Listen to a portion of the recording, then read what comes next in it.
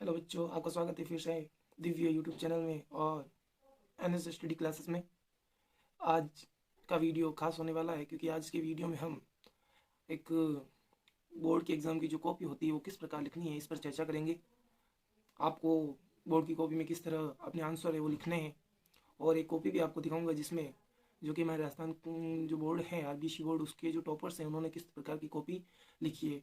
जब हम एग्ज़ाम की कॉपी एग्ज़ाम लिखते हैं, एग्ज़ाम की कॉपी जो एग्ज़ाम की कॉपी में जब लिखते हैं तो ज़्यादातर सोचना ये होता है कि जिसकी हैंड के बारे में लड़के या जो भी लड़कियाँ वो ज़्यादा सोचती हैं, जो भी स्टूडेंट है वो ज़्यादा सोचते हैं कि कुछ कि उनकी हैंड राइटिंग अच्छी है तो उनको अच्छे नंबर आएंगे, हमारी हैंड राइटिंग बुरी है हमारे नंबर खराब आएंगे। हैंड राइटिंग बिल्कुल मायने नहीं रखती है, बस ये मायने रखता है कि आप जो लिख रहे हो वो किस प्रकार लिख रहे हो, कैसा लिख रहे हो, आपके द्वारा लिखा गया जो भी कुछ है वो स्पष्ट है कि नहीं है, क्या अगले वाला उस चीज़ को समझ पा रहा है कि नहीं पा रहा है। आपकी राइटिंग बहुत अच्छी है लेकिन अगर अगला जो एग्जामिनर है, जो आपकी कॉपी चेक करने वाला जो चेक करे, अगर वो आपकी लैंग्वेज को या अपनी जो आपने जो लिखा है उस चीज़ को समझ ही नहीं पा रहा है, पढ़ ही नहीं पा रहा है, तो आपकी हैंड राइटिंग अच्छी होना भी कोई बड़ी बात नहीं है। तो आज हम इस पर चर्चा करेंगे कि आपको कॉपी, अपनी जो कॉपी, बोर्ड की कॉपी जो आपको दी जाएगी एग्जाम में, उसको किस प्रकार लिखना है, क्वेश्चन आंसर को कैसे लिखना है, किस प्रकार करना है। तो आज हम इस पर चर्चा करेंगे। अपने वीडियो की इस ओर आपको कॉपी, अंग्रेजी की जो कॉपी है वो दिख रही होगी। आपके सामने जो कॉपी का फर्स्ट पेज है वो कुछ इस प्रकार का रहने वाला है, जिस पर सबसे ऊपर माध्यमिक शिक्षा बोर्ड राजस्थान अजमेर लिखा होगा। और आपको उसमें जो है, इसमें भी जो कॉपी में डिटेल्स है वो हटाई गई है, लेकिन आपकी जो भी डिटेल्स है वो आपको इसमें फिलअप करनी होगी। फिर इसका जो सेकंड पेज है वो कुछ इस प्रकार होगा, जिस पर परीक्षक जो भी एग्जाम देने वाले हैं उनके लिए कुछ आवश्यक निर्देश दिए होंगे। जो भी जब भी आपके पास कॉपी आए, अगर आप जरूरी समझे तो इन सब निर्देशों को एक बार जरूर पढ़ लीजिएगा। अब हम कॉपी को देखते हैं कि उसमें जो स्टूडेंट है उसने किस प्रकार कॉपी को लिखा है। तो यहाँ पर जो जिस कॉपी की बात कर रहे हैं, तो इसमें जो है सबसे पहले एग्जाम देने वाले ने, जो भी स्टूडेंट है उसने जो है सबसे पहले सेक्शन बी किया है, जैसा कि आपको स्क्रीन पर दिख ही रहा होगा। और सेक्शन बी में उसने सेक्शन बी कैपिटल अक्षर में सेक्शन बी लिख कर नीचे लिखा है कोष्टक में राइटिंग। ठीक है, तो कुछ इसी प्रकार हमें भी लिखना है। और इसने भले ही, इसमें आप देख रहे होंगे कि जो भी चीज़ इन्होंने एग्जामिनर या स्टूडेंट ने लिखी है वो साफ रूप से पढ़ पा रहे हैं, साफ रूप से हम देख पा रहे हैं। और उन्होंने आंसर नंबर 12 लगाया है और आंसर नंबर 12 लिख के लिखना है। सबसे पहले उन्होंने वो कैपिटल अक्षर में लिखा है नोटिस राइटिंग, यानी कि उन्होंने जो है सबसे पहले नोटिस का जो क्वेश्चन है वो किया है। तो एक बार आप राइटिंग स्किल की इस नोटिस को भी आप आराम से देख सकते हैं। उन्होंने सबसे पहले जो फर्स्ट लाइन है उसमें स्कूल का नो, जो कि हमने आपको पहले बताया था, वो लिखा है government senior secondary school Ajmer जो भी है। फिर डेट मेंशन किए, उसके बाद जो है वार मेंशन किया है। नीचे कैपिटल अक्षर में फिर से नोटिस लिखा है। उसके बाद एक लाइन छोड़कर जो भी इनका जो प्रोग्राम या क्वेश्चन आंसर में जो भी है उसके अनुसार, जैसे इनके एनुअल में मैगजीन के बारे में कुछ आया तो उसके बारे में लिखा है। और जो भी डिटेल है, जो भी इन्होंने नोटिस में लिखा, वो स्पष्ट रूप से पढ़ पा रहे हैं। तो अगर आप भी इस प्रकार लिखेंगे तो आपको जो है नंबर अच्छे आएंगे। मायने ये नहीं रखता, मैंने पहले भी कहा था कि राइटिंग आपकी अच्छी है या नहीं है ये मायने बिल्कुल नहीं रखता।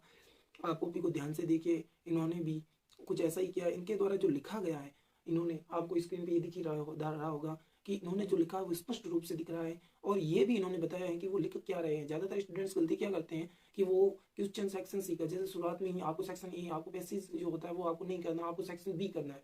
आप क्या करते हैं, सीधा क्वेश्चन आंसर लिखा, आंसर की जैसे इन्होंने ये भी ऐसे कर सकते थे, क्वेश्चन आंसर 12 और नोटिस लिखना शुरू कर दे, लेकिन इन्होंने ऐसा बिल्कुल नहीं किया है। इन्होंने ये लिखा है कि मैं पहले ऊपर से जो भी सेक्शन कर रहे हैं वो ऊपर लिखा है कि जैसे सेक्शन बी का क्वेश्चन इन्होंने किया तो इन्होंने ऊपर लिखा है सेक्शन बी। फिर वो किससे संबंधित, जैसे अगर क्वेश्चन आंसर संबंधित तो क्वेश्चन आंसर लिख देते हैं। उनका ये जो है राइटिंग से संबंधित था, उन्होंने राइटिंग लिखी है और फिर उन्होंने आंसर नंबर 12 लगाया और उन्होंने आंसर लिखना शुरू किया। तो आपको भी कुछ इसी तरीके से कॉपी को लिखना है, कुछ भी गलत नहीं करना है, कुछ ऐसा करना है।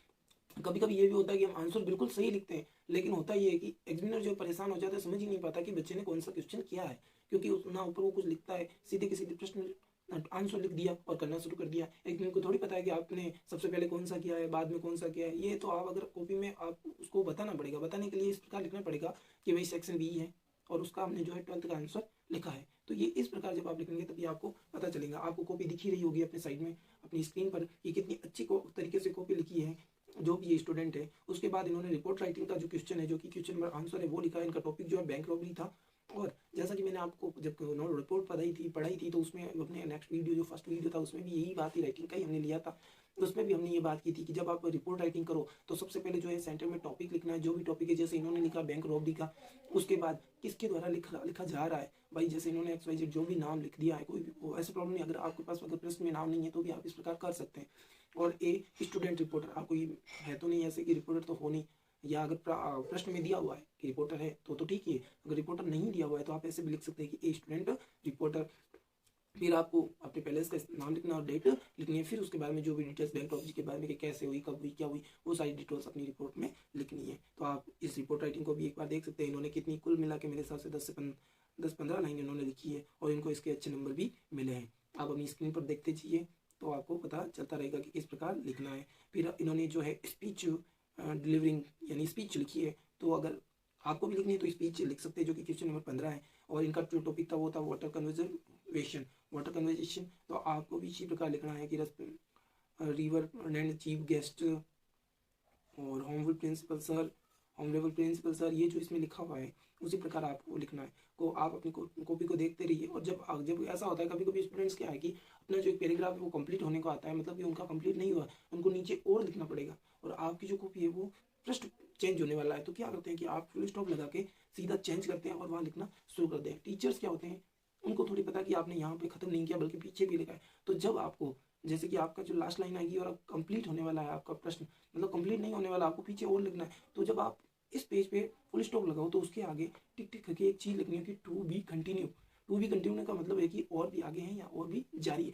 तो फिर वो जो ये लिखा हुआ देखेगा तो एग्जामिनर क्या है, पेज पलटेगा, उसके पीछे का भी हिस्सा पड़ेगा। तो ये जो छोटी छोटी चीजें वो आपको ध्यान रखना बहुत ही जरूरी है। जैसे कि आपने अपनी स्क्रीन पर जैसे इनकी स्पीच अगले पेज पर भी थी, तो इन्होंने कोष्टक में लिखा है टू बी कंटिन्यू, ठीक है। इसके बाद इन्होंने इनकी जो स्पीच है वो चलती, इन्होंने स्पीच में भी कुछ 20-25 लाइनें जो आराम से लिखी है, तो आपको भी कुछ इसी प्रकार लिखनी है। अब आंसर नंबर 14 की बात करें तो इन्होंने इसमें लेटर राइटिंग लिखी थी।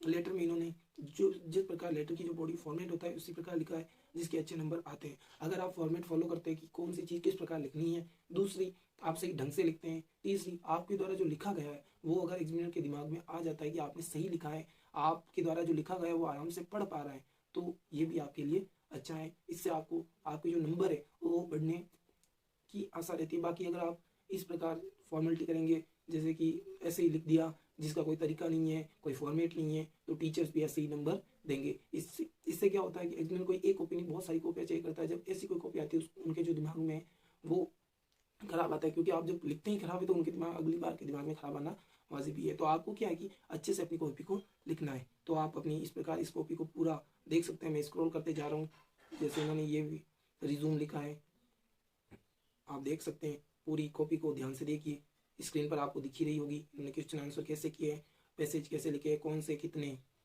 हिसाब से लिखे हैं, तो ये सारी चीज़ें जो है आपको ध्यान में रखनी है।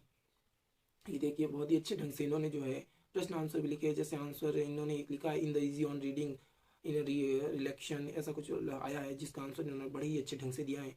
और इनके द्वारा जो भी लिखा गया है ना वो हम आराम से पढ़ पा रहे हैं, ऐसा नहीं है कि नहीं पढ़ सकते। अगर आपके द्वारा लिखा गई चीज़ को नहीं पढ़ पाएंगे तो इसमें आपके नंबर काट सकते हैं। तो ऐसा लिखने की कोशिश करें कि वो सब ध्यान से लिख पाएँ। फिर इन्होंने जैसे सेक्शन ए शुरू किया तो सेक्शन ए में इन्होंने रीडिंग लिखी है, और रीडिंग में द फेमस टेम्पल वाज, जो भी इनका पैसेज है उनके बड़े ही अच्छे ढंग से इन्होंने जवाब दिए हैं, जिसकी बदौलत ये आज टॉपर भी है। तो आप देख सकते हैं कॉपी के 16 पेज में उनके नंबर आ गए हैं। देखते जाइए आप पूरी कॉपी को ध्यान से। और जब अंत खत्म हो गया तो इन्होंने द एंड, जैसे अंग्रेजी में लिखा जाता है द एंड, लिख दिया है। खाली के पेजों में आप स्क्रॉल भी कर सकते हैं इस प्रकार। तो धन्यवाद। आज के वीडियो से मैं आशा करता हूँ आपको बहुत ही ज़्यादा फ़ायदा हुआ होगा और फ़ायदा होगा भी। बस एक ही चीज़ है कि जब आप लिखते हैं तो अच्छे से लिखें, क्योंकि बहुत ज़रूरी होता है, अच्छे से लिखना बहुत ज़रूरी होता है। क्योंकि आपके द्वारा जो लिखा गया है ना वो टीचर को समझ में आना चाहिए। जो एग्जामिनर जो चेक करे वो उसके मेन पॉइंट ये है कि उसको जो चीज़ है वो समझ में आनी चाहिए। ज़्यादातर अगर समझ में नहीं आएगी तो नंबर कटेंगे आपके। और अंग्रेजी में आपको बहुत अच्छे ढंग से लिखना बहुत ज़रूरी होता है, क्योंकि आता भी नहीं और गलत भी लिखेंगे तो ऑब्वियसली नंबर तो कटेंगी।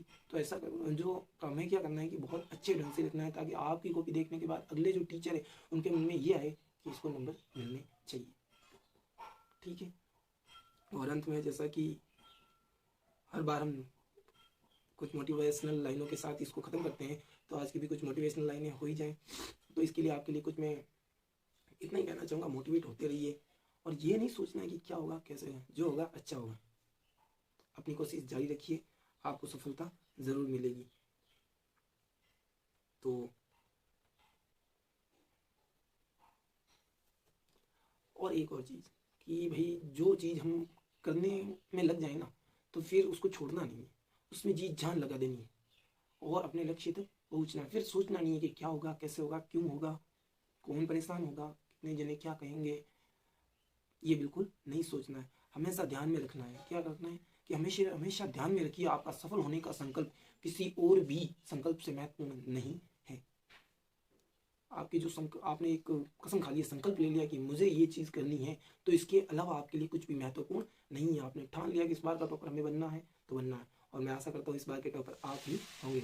धन्यवाद। इसी के साथ फिर मिलेंगे कल और भी अच्छे वीडियो के साथ जो आपके जो परीक्षा में आपके मदद करेंगे। समय बहुत कम है। आरबीएससी 12th बोर्ड क्लासों के लिए इंग्लिश का जो पेपर है 4 तारीख से शुरू होने वाला है, तो पढ़ाई को जारी रखिए, सब कुछ पढ़िए, ध्यान से पढ़िए और कॉपी को बेहतर ढंग से लिखिए। Thank you. फिर मिलेंगे एक नए वीडियो के साथ।